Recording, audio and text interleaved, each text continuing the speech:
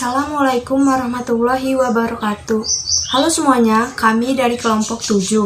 Perkenalkan, nama saya Syarifan Nurzahwa. Nama saya Muhammad Eva Joko Purnomo. Nama saya Terandika Brilian.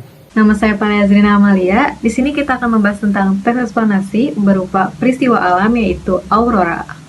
Aurora adalah fenomena alam berupa cahaya menyala-nyala dan menari-nari di langit malam. Astronom yang pertama kali menemukan aurora di dunia dan menamainya adalah Galileo Galilei. Aurora hanya terjadi di tempat yang jauh dari khatulistiwa.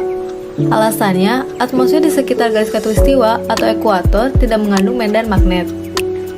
Jadi, fenomena ini hanya terjadi di daerah kutub utara dan kutub selatan saja. Fenomena ini terjadi secara siklus dengan cahaya paling terang setiap 11 tahun.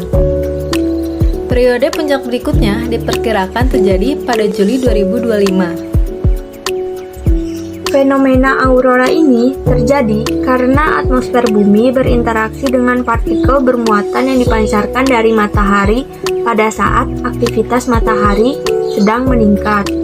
Partikel bermuatan dari matahari dapat memasuki magnetosfer dan mempengaruhi sistem arus di dalamnya. Partikel muatan ini membutuhkan waktu 40 jam untuk mencapai bumi.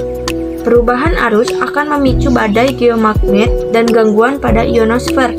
Kemudian, partikel bermuatan yang memasuki atmosfer bumi ini berinteraksi dengan partikel ionosfer, sehingga menghasilkan peredaran cahaya yang berwarna hijau, biru, ungu, dan merah. Terdapat dua jenis aurora, yakni aurora borealis dan aurora australis. Aurora borealis adalah aurora yang terjadi di kutub utara. Aurora ini dapat dilihat di belahan bumi utara seperti Norwegia, Finlandia, Skotlandia, Swedia, Islandia, dan Inggris bagian utara. Sedangkan fenomena australis adalah aurora yang terjadi di kutub selatan.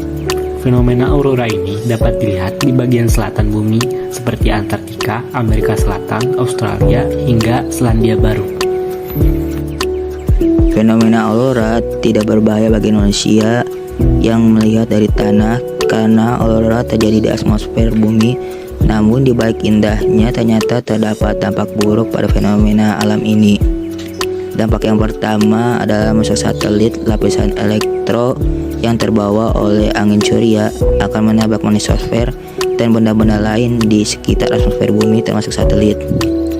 Ketika ingin melihat fenomena alam ini, kita dapat langsung pergi ke negara-negara yang sudah disebutkan dan jangan lupa untuk tahu kapan siklus cahaya paling terang dalam fenomena ini akan terjadi.